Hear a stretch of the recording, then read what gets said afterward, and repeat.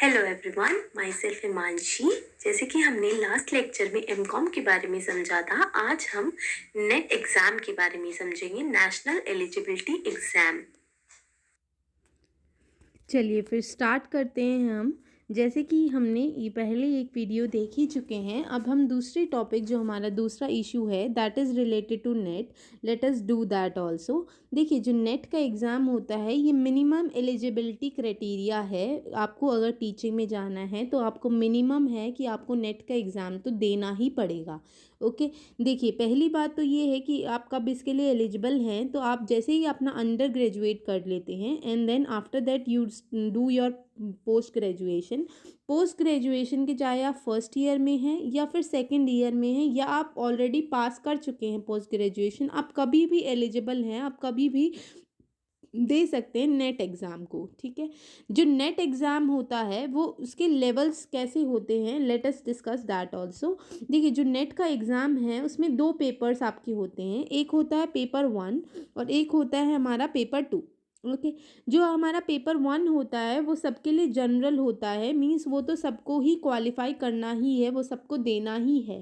ठीक है, उसके बाद होता है हमारा पेपर 2 जो सब्जेक्ट स्पेसिफिक होता है। सब्जेक्ट स्पेसिफिक मीन्स अगर आप कॉमर्स के बच्चे हैं तो आप कॉमर्स सब्जेक्ट का देते हैं, या आप ह्यूमन रिसोर्स का दे सकते हैं, या फिर आप मैनेजमेंट का दे सकते हैं, आप किसी भी फील्ड का दे सकते हैं। ओके, तो जो पेपर 2 होता है वो हमारा सब्जेक्ट स्पेसिफिक होता है। ओके, जो हमारे टोटल नंबर ऑफ क्वेश्चंस कितने होते हैं, देखिए हमारा जो टोटल पेपर है उसके अंदर 300 मार्क्स का टोटल पेपर होता है और टोटल कितने क्वेश्चन होते हैं, 150 क्वेश्चन होते हैं। पेपर 1 के 50 क्वेश्चंस और बचे हुए 100 क्वेश्चन कहाँ से आएंगे, पेपर 2 से आएंगे, जो आपका सब्जेक्ट है उससे आएंगे। ठीक है, ये क्राइटेरिया रहता है, हर क्वेश्चन 2 मार्क का है। ठीक है, जो हमारा पेपर 1 है उसमें भी 10 सब टॉपिक हैं कि कौन से सब्जेक्ट से आएगा पेपर 1, है ना, ये भी तो मैटर करता है। जैसे मैंने आपको पेपर बताया कि पेपर 1 जनरल है, वो हर स्टूडेंट के लिए, हर किसी कोर्स के, चाहे आप साइंस के स्टूडेंट हैं या फिर आप कॉमर्स के स्टूडेंट्स हैं या फिर आप आर्ट्स के स्टूडेंट हैं, आप किसी भी स्ट्रीम के हैं, किसी भी कोर्स के हैं, या एमएससी के स्टूडेंट हैं, या फिर आप एमए के स्टूडेंट हैं, या फिर आप एमकॉम के स्टूडेंट, पेपर 1 सबका कॉमन सेम डिट्टो सेम रहेगा। तो ये जो पहली वीडियो मैं बना रही हूँ ये सबके लिए है, हर स्ट्रीम के लिए आप देख सकते हैं। ठीक है, नेट के एग्ज़ाम की एक और बात बता देती हूँ, पहले ये एग्ज़ाम दूसरी बॉडीज़ लेती थी, अभी एट प्रेजेंट एनटीए लेता है, नेशनल टेस्टिंग एजेंसी। ये लेता है हमारा कॉमर्स के लिए और आर्ट्स फैकल्टी के लिए। वेयर एज जो साइंस फैकल्टी के स्टूडेंट्स हैं, साइंस स्ट्रीम के बच्चे हैं, उनका जो एग्ज़ाम है वो CSIR लेता है। ठीक है, ये वाली पर्टिकुलर साइंस वाली बॉडी लेती है। ओके, अदर देन दिस, देखिए जो नेट का एग्ज़ाम है, जैसे मैंने आपको एलिजिबिलिटी तो बता दी कि जैसे आप अंडर ग्रेजुएट कर लेंगे, पोस्ट ग्रेजुएट के आप चाहे कोई से भी साल में हो या पास कर लिया हो तो आप नेट का एग्ज़ाम तो दे सकते हो। जो अब ये नेट का एग्ज़ाम है वो एक सिंगल एग्ज़ाम होता है, उसके अंदर विद इन क्या रहता है, अगर आप नेट के एग्ज़ाम में फॉर एग्जांपल 50% स्कोर कर रहे हैं, ओके, तो आपको ये बोला जाएगा you are only eligible to become a assistant professor in Delhi university और इन MDU यूनिवर्सिटी और in any university of whole India. Okay, but लेकिन अगर आपके 50% से ज़्यादा नंबर आते हैं, फॉर एग्जांपल 60% कट ऑफ गया है हमारा आगे फर्दर के लिए, तो आप असिस्टेंट प्रोफेसर तो हैं ही, प्लस आपका JRF भी क्लियर हो जाता है। JRF क्या होता है, जूनियर रिसर्च फेलोशिप। ओके, तो इसमें क्या होता है, जूनियर रिसर्च फेलोशिप का मतलब होता है कि सेम एग्ज़ाम तो सेम देना है, उसी में मेरे ज़्यादा मार्क्स आए इसलिए मैंने JRF क्वालिफाई मेरा माना जाएगा, जूनियर रिसर्च फेलोशिप। तो इसमें आपको गवर्नमेंट जो है वो आपको स्कॉलरशिप देती है। स्कॉलरशिप फॉर व्हाट, कि अगर आप फर्दर स्टडीज़ करते हो, अपने पोस्ट ग्रेजुएशन के बाद आप फर्दर MPhil करते हो या फिर आप फर्दर PhD करते हो, देन उसके लिए government give you money, handsome amount of money. Okay, around 30,000 से 40,000 तक आपको स्कॉलरशिप मिलती है गवर्नमेंट से, वो भी मंथली मंथली मिलती है।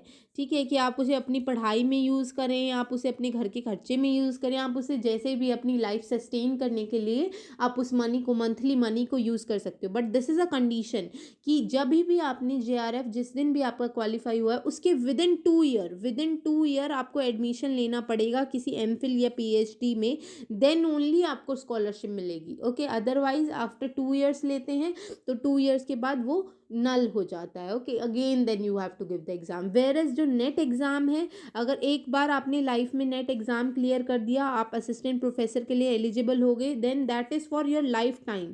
एंड नेट की वैलिडिटी जो है वो होल इंडिया में रहता है। ठीक है, it's not any state specific. जैसे स्टेट एलिजिबिलिटी टेस्ट एग्ज़ाम्स भी होते हैं, वो पर्टिकुलर उस स्टेट से ही कंसर्न करते हैं, बट जो नेट का एग्ज़ाम है वो होल इंडिया में आपका एप्लीकेबल रहता है। Okay, anywhere you can apply in the whole India. Okay, so I hope till here आपके बेसिक डाउट्स क्लियर हो गए होंगे और आपको नेट के एग्ज़ाम की इम्पोर्टेंस पता लग गई होगी। ओके, अब बात करते हैं जो हमारा पेपर 1 है, जो जनरल है, उसमें कौन से सब टॉपिक्स आते हैं। Let us discuss them. So सबसे पहला टॉपिक होता है आपका टीचिंग एप्टीट्यूड से रिलेटेड, जिसमें टीचिंग से रिलेटेड बेसिक बेसिक क्वेश्चंस होते हैं कि एक टीचर कैसा होना चाहिए, क्लास में कैसा डेकोरम होना चाहिए, टीचिंग के लिए कौन सी फिलोसफर ने कुछ बातें कही हैं या कोई थ्योरी दी है, उससे रिलेटेड क्वेश्चन। ठीक है, जैसे अब टोटल क्वेश्चन कितने आ रहे हैं पेपर 1 से, 50 क्वेश्चन आ रहे हैं, और सब टॉपिक्स, हमारे सब्जेक्ट कितने हैं, 10 सब्जेक्ट्स हैं, है ना। तो हर सब्जेक्ट से आप ये मान के चलिए 5 से 6 क्वेश्चन या लेस देन दैट, हर एक टॉपिक से 5 से 6 क्वेश्चन या 5 क्वेश्चन तो आएंगे ही। ओके, जैसे टीचिंग एप्टीट्यूड से 5 क्वेश्चन आएंगे। फिर रिसर्च एप्टीट्यूड, देखिए रिसर्च एप्टीट्यूड जनरली जो भी आपका पीजी का कोर्स होता है उस टाइम एक सब्जेक्ट होता है रिसर्च का। ओके, जैसे एमकॉम दिल्ली यूनिवर्सिटी में एक सब्जेक्ट है रिसर्च का प्रॉपर। ओके, तो सारे डाउट्स आपके वहाँ से क्लियर हो जाते हैं। रिसर्च के में हम ये पढ़ते हैं सैम्पलिंग क्या होता है, रिसर्च क्या होता है, रिसर्च के मेथड्स क्या होते हैं, क्या टूल्स यूज़ होते हैं, all about the research. Because MPhil और पीएचडी में आपको रिसर्च ही तो करना है ना, उसी के लिए तो स्कॉलरशिप मिल रहा है। Okay, third is your comprehension, जिसको हिंदी में गद्यांश भी कहते हैं, कि आपको एक पहरा होता है, उसमें से आपको क्वेश्चंस होते हैं and then you have to find out the answer for them. Okay, पूरा पेपर आपका ऑब्जेक्टिव होता है। ऑब्जेक्टिव मतलब एमसीक्यू बेस्ड होता है पूरा, पेपर 1 भी एंड पेपर 2 भी full MCQ wise. Okay, and पूरा रेगुलर 3 आवर का होता है। पहले गैप दिया जाता था इसमें, लेकिन अब देर इज़ नो गैप। पूरा 3 hours you have to sit there and you have to do the exam. Switchability option होता है। स्विचेबिलिटी मीन्स आप पेपर 2 कर रहे हैं, सडनली आपको पेपर 1 में कुछ याद आ गया, then go back there and आप भर सकते हो उसको। ठीक है, तो इन टोटल 3 आवर्स में पूरा सिस्टम बंद हो जाएगा कि आप एंड हो गया है टाइम। ओके, देन फोर्थ में मैंने आपको जैसे बताया कम्युनिकेशन। कम्युनिकेशन में भी ये भी हम जैसे बैचलर्स में कई स्ट्रीम में ये सब्जेक्ट होता है, जैसे बिजनेस कम्युनिकेशन एक बीकॉम में एक सब्जेक्ट होता है, वैसे ही और स्ट्रीम्स में भी होता होगा। अगर नहीं भी होता होगा देन डजेंट मैटर। कम्युनिकेशन में बहुत आसान ही क्वेश्चन होते हैं। फॉर्मल कम्युनिकेशन क्या होता है, इनफॉर्मल कम्युनिकेशन क्या होता है, एग्जाम्पल्स इनके, हैंड गेस्चर्स क्या होते हैं, verbal communication, non verbal communication, ये सब। ओके, उसके बाद आता है मैथमेटिकल और लॉजिक रीजन। इसके बहुत बेसिक क्वेश्चन आते हैं आपके, जैसे कि कंपाउंड इंटरेस्ट, सिंपल इंटरेस्ट क्या होता है, इसके अलावा प्रॉफिट एंड लॉस से रिलेटेड, या फिर लॉजिकल रीजनिंग में हमारे ये टॉपिक आ जाते हैं, ब्लड रिलेशन से रिलेटेड, या फिर आप वेन डायग्राम, स्लोगिज्म, ये सारे टॉपिक बहुत बेसिक आप थोड़े से पास्ट ईयर पेपर देखेंगे, उससे आपको पूरा एनालाइज हो जाएगा कि किस लेवल का पेपर आता है। Okay, then 7th topic is your DI, data interpretation का मतलब होता है एक क्वेश्चन दे रखा होगा, डाटाज दे रखे होंगे, उस पर बेस्ड 5 क्वेश्चन होंगे फर्दर, एंड आपको उस डाटा को एनालाइज करके उन 5 क्वेश्चन का आंसर देना है। कौन किससे बड़ा है, कितना परसेंटेज का चेंज आया है 2 ईयर्स के बीच में, like this. Okay, then moving forward, then आपके और क्या सब टॉपिक्स बचते हैं पेपर 1 के। Then 8th number you have ICT. ICT means related to the computer. Computers में बेसिक जैसे रैम क्या होता है, रोम क्या होता है, कंप्यूटर में सबसे छोटी यूनिट क्या होती है, बिट कौन से नंबर पे आती है, निबल कौन से नंबर पे आती है। ओके, देन मेगाबाइट बड़ा होता है या किलोबाइट बड़ा होता है या गीगाबाइट बड़ा होता है, कौन किससे बड़ा है, इनके बीच में रिलेशन पूछ लिया, या फिर जैसे फुल फॉर्म पूछ ली यूपीएस की क्या फुल फॉर्म होती है, या फिर आपका और कोई BIOS की क्या फुल फॉर्म होती है, या कंप्यूटर से रिलेटेड और जो टर्म्स हैं उस उनकी क्या फुल फॉर्म्स हैं, ये ऐसा पूछ लिया जाता है। Then 9th topic is related to your environment, people, development and environment. Okay, so environment से रिलेटेड कोई सस्टेनेबल डेवलपमेंट गोल के ऊपर क्वेश्चन पूछ लिया, या फिर कोई प्रोटोकॉल साइन हुई है एनवायरनमेंट से रिलेटेड, या कोई क्लाइमेट चेंज से रिलेटेड कोई रिपोर्ट आई है तो उस पर बेस्ड कोई क्वेश्चन पूछ लिया। ठीक है, जो 10th टॉपिक होता है that is related to your higher education system. तो higher education system that means like for example UGC कब बना था उससे रिलेटेड कोई क्वेश्चन पूछ लिया, या टेक्निकल एजुकेशन से रिलेटेड कोई क्वेश्चन है आपका। ठीक है, या जो भी एजुकेशन के फील्ड में कब ये बॉडी बनी थी, या इसका क्या काम है, या हायर एजुकेशन में कौन सी अभी CBCS सिस्टम क्या है, कैसे ये डिफरेंट है पुराने वाले सिस्टम से, FYUP क्या है, ऐसा कुछ क्वेश्चन। ठीक है, so it's like that. Okay, now I want to give you some tips here. See, don't panic. Why I'm saying this कि after seeing these 10 topics, 10 सब टॉपिक, शायद आपने कुछ किए होंगे कुछ नहीं किए होंगे, डजेंट मैटर, सबको सब नहीं आता है। क्या पता आप मैथ्स में अच्छे हों और पॉलिटी में कमज़ोर हों। ठीक है, तो हर एक टॉपिक से 5-5 क्वेश्चन तो आ रहे हैं ना। तो मान लीजिए अगर आपने 5 क्वेश्चन ये अच्छे से नहीं किए तो पहले वाले 5 तो आपने अच्छे से किए ना, दैट डजेंट मैटर। ओके, तो पैनिक नहीं होना है, किसी का कुछ अच्छा है और किसी का कुछ अच्छा है। ओके, एंड बहुत सारे सब्जेक्ट तो आप MCOM में या अपनी मास्टर डिग्री में या आपने क्या पता 10th तक पढ़ लिए हों वो सब्जेक्ट, तो उसके लिए आप इतना पैनिक नहीं करना है। नहीं भी किए हैं even then also you still have the option, अभी टाइम है नेट के एग्ज़ाम में। Okay, still you have the option कि पास्ट ईयर पेपर देखिए या कोई भी एक पर्टिकुलर छोटी सी बुक खरीद लीजिए पेपर 1 की, वहाँ से आप रेफ़र कर सकते हैं। No need to panic in that. Then the most important thing comes to be the past year papers. देखो, पास्ट ईयर पेपर से बेटर गाइडेंस आपको कोई भी नहीं दे सकता। ठीक है, कोई कोचिंग मटेरियल तो बिल्कुल भी नहीं दे सकता कि वो आपको बिल्कुल आपको एक वो गाइडेंस ही देंगे। पाथ पर आपको ही चलना है, जैसे मैं भी आपको बता ही रही हूँ, फुट स्टेप्स तो आपको ही चलने हैं ना, इन सारे को फॉलो तो आपको ही करना है। ओके, सो सेल्फ स्टडी से बेस्ट कुछ नहीं होता। ओके, आज करो सेल्फ स्टडी, कल करो, कोचिंग लेने के बाद करो, करना तो सेल्फ स्टडी ही है, उसी से कोई एग्ज़ाम क्लियर होता है, बिना उसके नहीं होता है। Okay, then comes the mock test. See, mock test की बहुत बड़ी इंपॉर्टेंस होती है। आप मॉक टेस्ट कभी भी कर सकते हैं, लेकिन ये नहीं कि आज से मैं तैयारी स्टार्ट कर रही हूँ तो पहले मॉक टेस्ट ही लेकर बैठ गई। नो, ऑब्वियसली आपको पहले थोड़ा सिलेबस का ज्ञान करना पड़ेगा, then only you can pick those mock test, है ना। उसके बिना तो कोई यूज़ ही नहीं है। Okay, then specially I am mentioning and I will again and again say, don't fall into the trap of coaching, because you still have the options. आपके पास यूट्यूब है, आप बुक्स ले सकते हो, आपके पास इतने सारे टीचर्स होंगे अंडर ग्रेजुएट के, हम जैसे लोग हैं, तो we are here to help you all ना। So no need of coaching, following into coaching. Still अगर आपको कोचिंग कोई सस्ते रेट पर आपको रीजनेबल मिल रहा है, कहीं से कंफर्ट है आपको, then go for the coaching. Okay, but आपको करना वहाँ पर भी सेल्फ स्टडी ही है। तो मैं स्पेशली बच्चों को कहूँगी, don't waste your parents money, they are earning, they are working day and night, and बहुत हार्ड होता है मनी अर्न करना।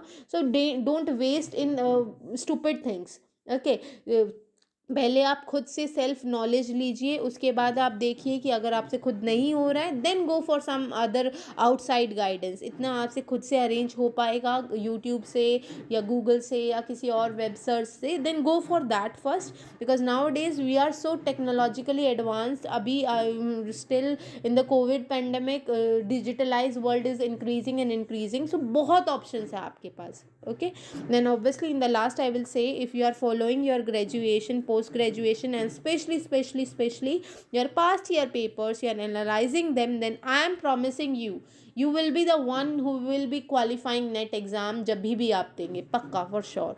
ओके, ठीक है, ये था पेपर 1 से related. Late me show you the syllabus on also. उससे पहले एक बार ये साइट है, इसी साइट पर, ये जो NTA की साइट है, यहीं पर जाकर आप सबसे पहले अपना फॉर्म भरते हैं। फॉर्म भरने के अलावा जो भी हमारा पास्ट ईयर पेपर डाउनलोड करना या फिर कोई भी नोटिफिकेशन देखना, सब इस साइट पर ही आपको दिखाई देगा।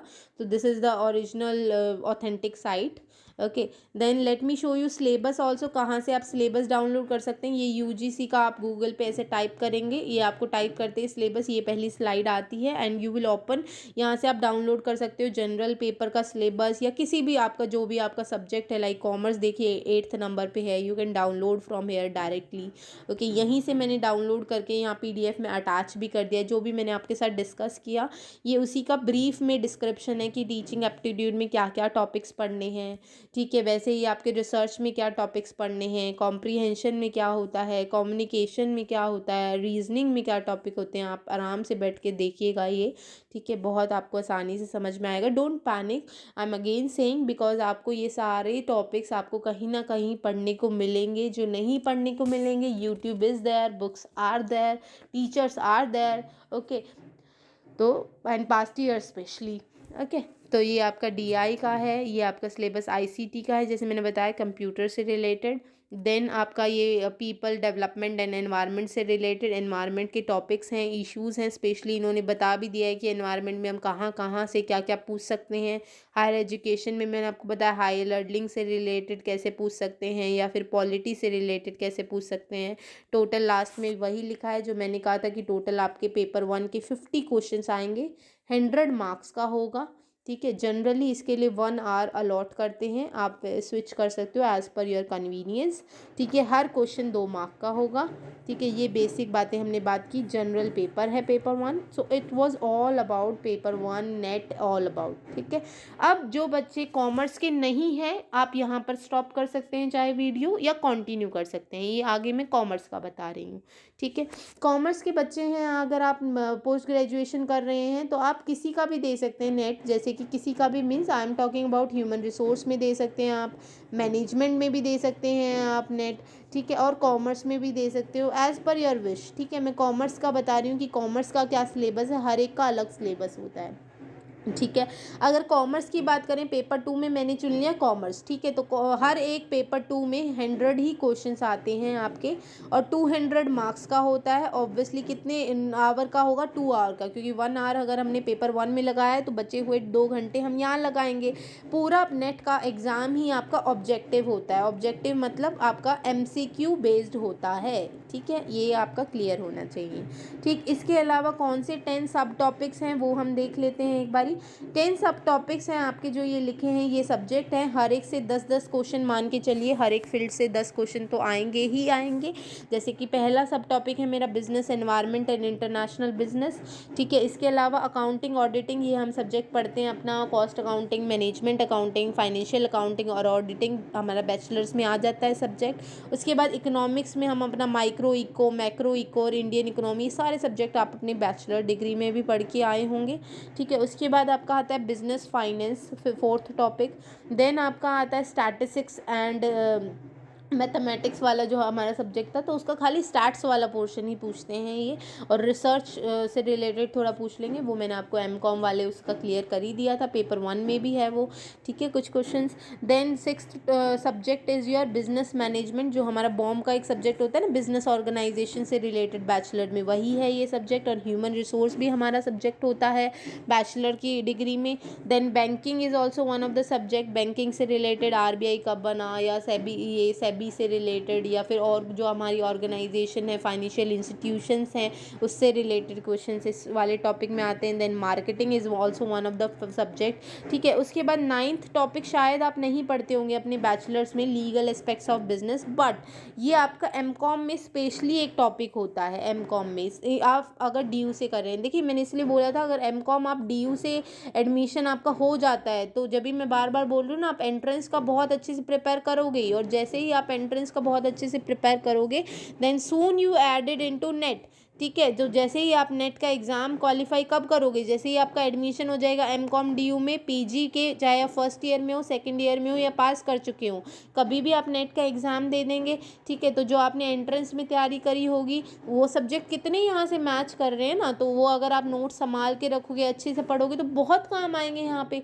आप अपना लाइफ करियर बना रहे हो, पूरा करियर इस पर डिपेंड करता है कि आप PG कहाँ से कर रहे हो, पोस्ट ग्रेजुएशन, पूरा करियर ये डिपेंड करता है नेट में कितने मार्क्स आते हैं। अगर ऑब्वियसली नेट में अच्छे मार्क्स ले आते हो तो JRF क्वालिफाई हो जाएगा, तो आपको 30,000 से 40,000 तो वैसे ही मिल रहे हैं गवर्नमेंट से, एज अ सैलरी मिल रहा है आपको इतना सारा अमाउंट। आप जॉब नहीं करिए और आगे पढ़िए, आप अपनी MPhil कीजिए, PhD कीजिए, क्योंकि MPhil PhD now days PhD is compulsory.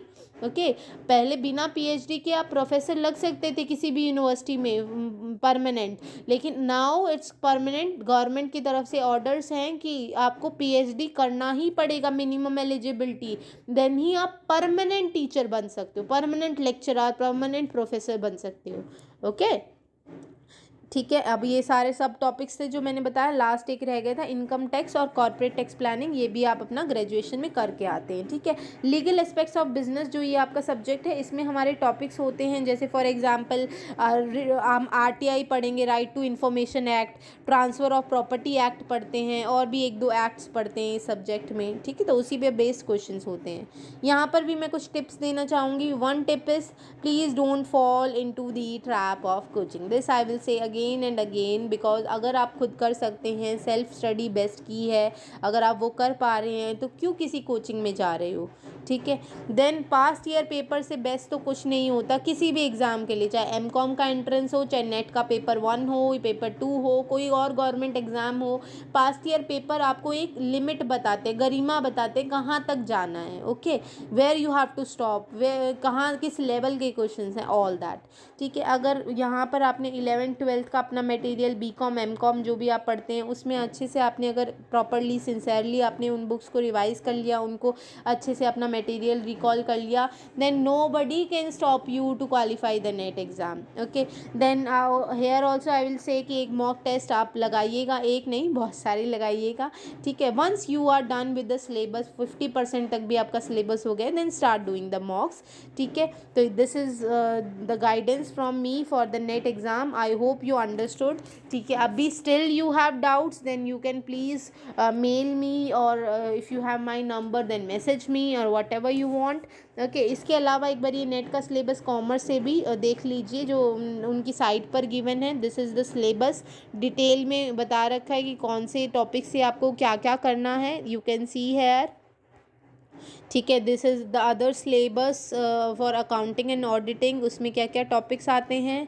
Then this is for finance, ठीक है। बिजनेस स्टैटिस्टिक्स का भी देखिए, ये सारे आपके बैंकिंग से रिलेटेड है, जो अभी आप HR में देखो सारे टॉपिक्स, बहुत सारे ऐसे टॉपिक्स होंगे सारे ग्रेजुएशन में हमने पढ़ लिए होंगे, और उसको एनहांस हम MCOM में जाके कर लेंगे, सारे सब्जेक्ट MCOM में भी आते हैं, ठीक है। तो लीगल एस्पेक्ट्स ऑफ बिजनेस देखिए, जो मैं बता रही थी पूरा MCOM में हम पढ़ते हैं, ठीक है। फिर देखिए इनकम टैक्स भी, ये आपने ग्रेजुएशन में पढ़ लिया होगा, इनकम टैक्स देखिए, ये रहा इनकम टैक्स का, ठीक है। Here I and this was all what I was talking about. जैसे मैंने आपको प्रॉमिस किया है कि मैं सीरीज़ लेकर आई हूँ, तो पूरा मैंने पहले MCOM के बारे में बताया है, सेकंड मैंने आज की क्लास में आपको नेट के बारे में समझाया है, third I will also make a new video कि आप नेट क्वालिफाई हो गए हैं, अब मान लीजिए अब क्या करेंगे, अब टीचिंग में कैसे जाना और स्पेशली DU में कैसे जाना है, उस पर I will make one more videos, to stay tune for my further videos, okay। Thank you everyone to stay patient and listening me till here, thank you so much। If you like my video, please subscribe my channel and please suggest to others also, so it will be a great help and motivation for me। So bye everyone, if you still have doubt, please don't forget to comment, okay, bye।